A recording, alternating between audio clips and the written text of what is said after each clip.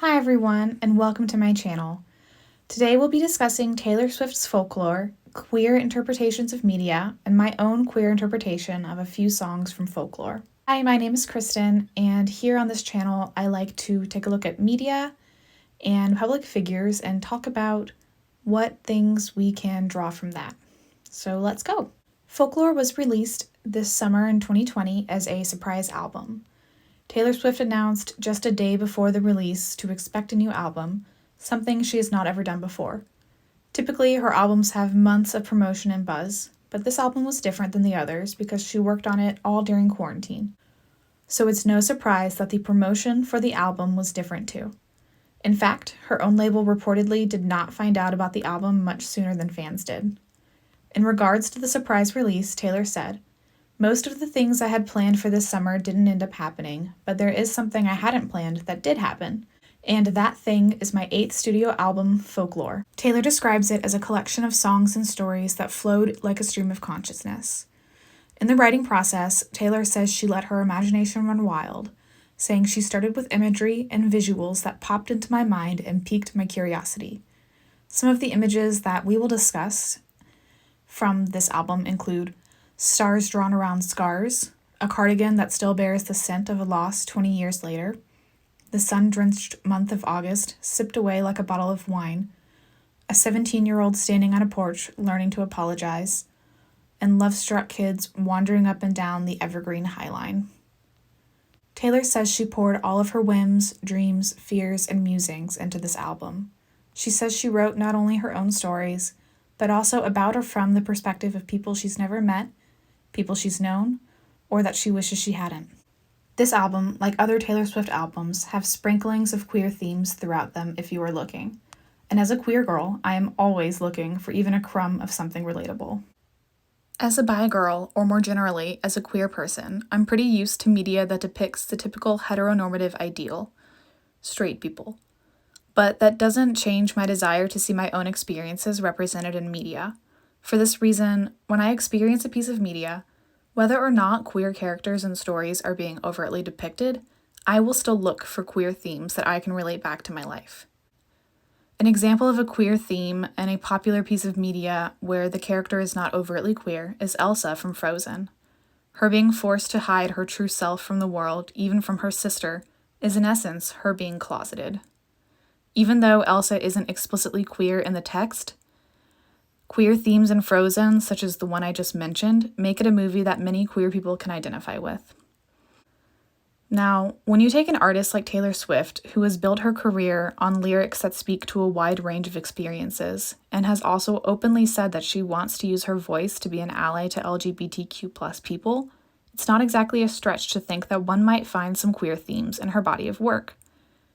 In fact, given her affirmation of the LGBTQ+ community, it's likely that she has even occasionally intentionally included queer themes in her work. So that's why today I'm taking a look at Folklore, and more specifically what Taylor refers to as the trinity of teenage love songs. She has not said specifically which 3 songs these are, but we can be fairly certain they include Cardigan, as it was during this live countdown to the release of the video that she mentioned the trio of teenage love songs. Another song that we can be reasonably sure is part of this trio is Betty, as the narrator of this song explicitly states that they're 17. The last song I believe belongs in this trio is August, due to its clear lyrical references to Betty. So going forward, I will act with the assumption that these 3 songs, Betty, August, and Cardigan, are indeed the trio of teenage love songs that Taylor spoke about. I will also be moving with the assumption that they tell the same story, but from 3 perspectives. With that, let's begin with what I consider to be the logical starting point, Betty. Betty tells the story of a 17-year-old who screwed over a girl named Betty and is now fantasizing about how an apology might go over. It ends with the narrator of the song standing on Betty's front porch about to say sorry. It is my firmly held belief that not only can this song be interpreted as being about a woman-loving woman love triangle, but I think it might actually be about one too. For starters, the song is about a girl named Betty, and it's sung by a female voice. We know that Taylor has no problem bringing in male voices for male parts. Just look at the song Exile. So I think this can be seen as evidence that we should take the song, sung by a girl to a girl, as being about two girls. The only real piece of evidence that the narrator of this song is male, aside from heteronormativity, is that the narrator refers to herself as James. Just because the narrator's name is James does not mean James is a boy. James could be the narrator's last name or nickname, which could mean the narrator could be a girl, or James could just literally be the narrator's name, and it could be a girl's name. Proof of this comes in the fact that, outside of the name Betty, two other names are mentioned in this song, which are James and Inez. These just so happen to be the names of two daughters of Taylor Swift's friends. So Taylor Swift herself knows a girl named James. This song is obviously not about that girl, but still. So even the narrator's name being James could actually give credence to the idea that the narrator is a girl singing about a girl, and it does not necessarily mean that the narrator is a boy. Now that I've gotten that out of the way, let's get to the song itself. It begins with the narrator telling Betty that she doesn't want to make assumptions, but is pretty sure Betty switched her homeroom because of her, and she's daydreaming about skateboarding by Betty's house and feeling overcome with feelings. Then she says in a refrain that gets repeated, "You heard the rumors from Inez. You can't believe a word she says most times, but this time it was true. The worst thing that I ever did was what I did to you." This is where we learn that somehow the narrator has betrayed Betty and that Betty had to find out through the rumor mill. A common enough high school experience. At this point, we don't have enough information to know if the narrator and Betty had a romantic relationship. But don't worry. Next, we have the first chorus, which goes like this. "If I just showed up at your party, would you have me? Would you want me? Would you tell me to go F myself or lead me to the garden? In the garden, would you trust me if I told you it was just a summer thing? I'm only 17. I don't know anything, but I know I miss you."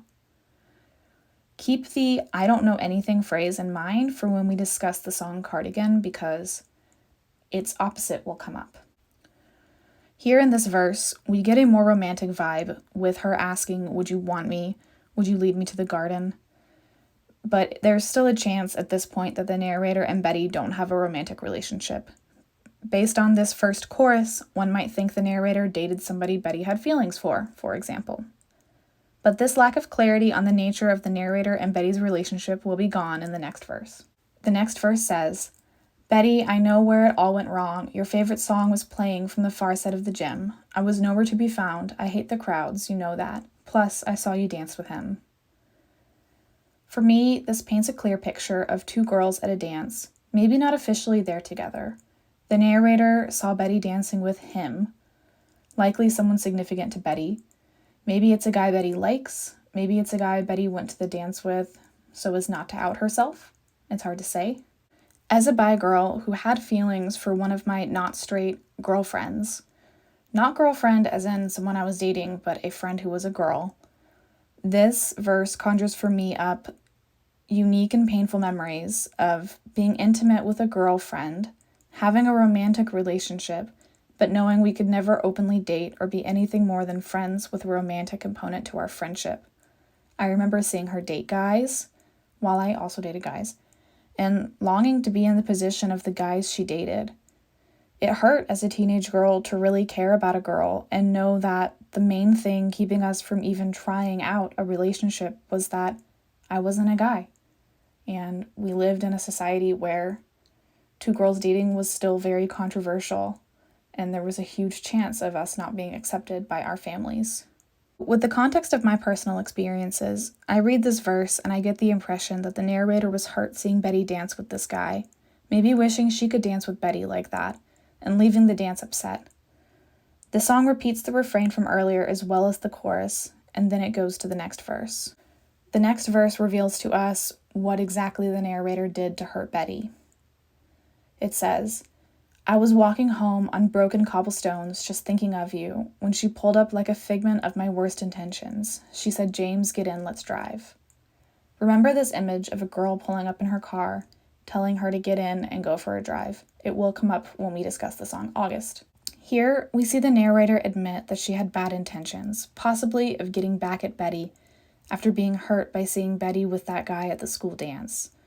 The girl that the narrator will use to hurt Betty pulls up in the car and invites her to get in. The song continues.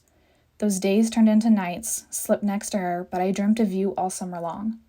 This tells us that the narrator spent the summer seeing this other girl in an intimate, romantic capacity, sleeping in the same bed while the narrator continued missing Betty.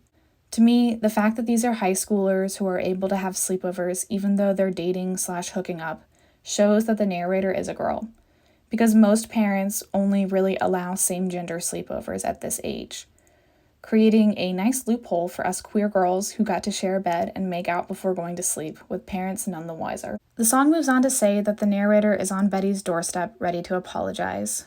Poetically it says, Betty, right now is the last time I can dream about what happens when you see my face again. The only thing I want to do is make it up to you. It goes into the final chorus with some key lyrical changes present. It says, so I showed up at your party instead of if I showed up at your party. It says, will you love me instead of will you want me? And then it says, will you kiss me on your porch in front of all your stupid friends? This last line, saying, will you kiss me on your porch in front of all your stupid friends, calls to a memory my own experiences with that same girl I mentioned earlier in high school. She and I felt we had to try to hide our affection for each other because our friends got genuinely mad at us about our weird romance. They made fun of us and treated us in cruel ways, specifically because of the feelings we had for each other. The image of kissing openly and unashamedly in front of our stupid friends really resonates with me and feels very powerful. And side note, if it is a male narrator in this song, calling her friends stupid has a more toxic meaning to me than if it's a girl expressing fear of homophobia and judgment. The final chorus ends with, will it be just like I dreamed it? Will it patch your broken wings? I'm only 17. I don't know anything, but I know I miss you.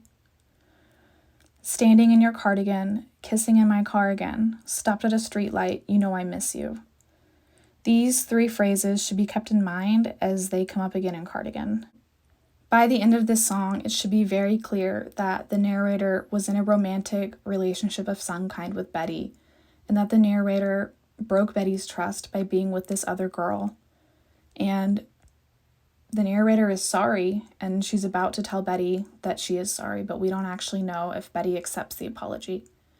But we will find out in one of the next songs that we discuss. Let's move on to the next song in this trio that I want to talk about, which is August. August is from the perspective of the other girl from Betty. So the girl who pulled up in the car and told James to get in, that James spent the summer with. August is that girl singing about this experience with James. It opens with a very poetic image. It says, salt air and the rust on your door, I never needed anything more. Whispers of are you sure? Never have I ever before. So here we see these two girls having what seems like their first time with each other, as they say they've never done it before. The narrator moves on to continue bringing up these images from her memory where she says, I can see us lost in the memory. August slipped away into a moment in time, 'cause it was never mine. And I can see us twisted in bed sheets. August sipped away like a bottle of wine, 'cause you were never mine. And here, when she says, you were never mine, that to me is probably the first indicator that this song is singing from the other girl's perspective, because she says you were never mine because that person was always Betty's. So the song continues with giving us more images of their time together, as it says, you're back beneath the sun, wishing I could write my name on it, meaning I think the narrator wishes that she could be officially together with James. She wants to write her name on her back. And she asks, will you call me when you're back at school? I remember thinking I had you. And the way this line reads, it sounds like she did not get the call that she was hoping for, and that she found out later that she didn't really have James. The chorus repeats again, and then we get a verse where she says, back when we were still changing for the better, wanting was enough. For me it was enough to live for the hope of it all. Cancel plans just in case you'd call and say meet me behind the mall. This here is an expression that the hope she had that they would be together was really enough for her. wanting to be together and hoping to be together was enough for her to kind of live like they were together and forget that, Betty is around and in the picture. She moves on to say, "So much for summer love and saying us, 'cause you aren't mine to lose," which is kind of another line that tells you that James was treating this other girl like they were together. James was saying us as if they were a couple. But the other girl realizes now, looking back, that James was never hers. James was not hers to lose. And then we get another chorus. The narrator then asks, "Remember when I pulled up and said, 'Get in the car'?"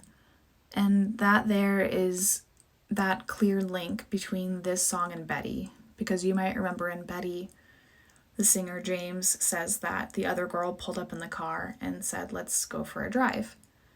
So here we have it from the other perspective when she's asking James, "Do you remember when I drove up and you came in the car with me?" From there, the song repeats lines I've already read to you, and so there's not much new to discuss, but I just kind of want to underline that this idea of living for the hope of it all is highly relatable, in my opinion, to a lot of queer people who have sometimes had to accept clandestine relationships because of homophobia, that they hope one day will become open and real relationships. This idea of hope being enough really resonates with me, because I remember hoping to possibly be with somebody and kind of knowing we couldn't be together, but that hope was enough for me to continue to invest in that friendship and allow it to have certain romantic aspects, even though I knew a full-on romance was really not an option. So that is August, and now we will talk about the last song in this trio of teenage love songs, which is Cardigan. This song opens up with the line, "Vintage tea, brand new phone, high heels on cobblestones. When you are young, they assume you know nothing." These first lines are a callback to Betty, where the narrator mentioned walking on broken cobblestones and being 17 and feeling like they don't know anything. These lines tell me right away that this song is linked to Betty and that it's possibly from the perspective of Betty herself. The chorus mentions being drunk under a streetlight. By mentioning the streetlight, we see another callback to the song Betty, where the narrator had said they missed Betty standing in streetlights. The chorus also says, "And when I felt like I was an old cardigan under someone's bed, you put me on and said I was your favorite." This makes me think it's in reference to how Betty and James first became romantically involved in the first place, before James saw Betty at the dance with that guy and decided to blow up her relationship with Betty as a result. James made Betty feel like she was special when Betty was feeling like an old cardigan under someone's bed, which is something a lot of teenage girls can probably relate to, that feeling of just being nothing special, and the way that romance and somebody liking you can really make you feel good.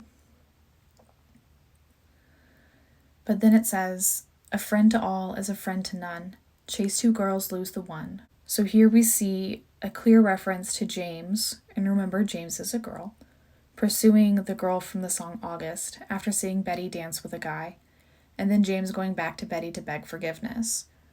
James's decision to chase two girls, Betty and the unnamed girl from the song August, caused James to lose the one, who is presumably Betty. The song moves on to call to memory their time as childhood friends and spending time together as they got older. It says, "But I knew you, playing hide and seek and giving me your weekends. I knew you, your heartbeat on the high line, once in 20 lifetimes." It's really beautiful imagery, frankly. Then it says, "To kiss in cars and downtown bars was all we needed." In one way, this line feels like a reference to the song Betty, where the narrator says they want to kiss in her car again. But it also feels like a teenager longing for adulthood, where she can go downtown to bars and kiss a girl without worrying about who will see her kissing a girl. It's a feeling I know well and relate to a lot, having been a queer girl growing up in a very conservative place where LGBTQ plus people were seen and treated differently. The next line says, "You drew stars around my scars, but now I'm bleeding."